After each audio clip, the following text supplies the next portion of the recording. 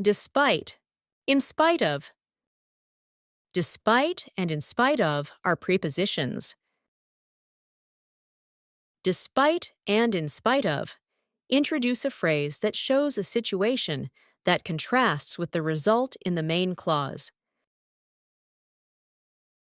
Despite or in spite of the rain, we went for a walk. Prepositional phrase.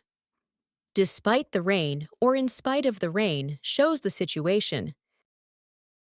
Main clause. We went for a walk shows the result. Now let's look at how to use despite or in spite of. Despite or in spite of are followed by a noun or noun phrase. For example, despite or in spite of the cold weather, they went for a picnic. We can also use a verb plus ing after despite and in spite of. For example, despite or in spite of feeling tired, she finished her homework. Now let's look at some common mistakes. Despite or in spite of it was raining, we went for a walk.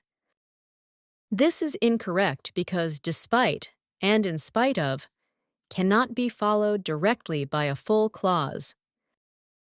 Despite or in spite of the rain, we went for a walk. Despite of his illness, he went to work. This is incorrect because despite is not followed by of. Despite his illness, he went to work. Punctuation. When a despite or in spite of phrase comes before the main clause, we use a comma. For example, despite or in spite of the heavy traffic, comma, we arrived on time.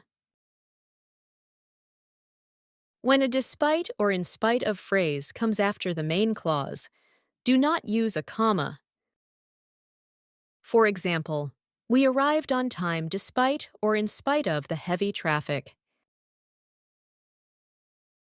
To recap, use despite and in spite of to introduce a phrase that shows a situation contrasting with the result in the main clause.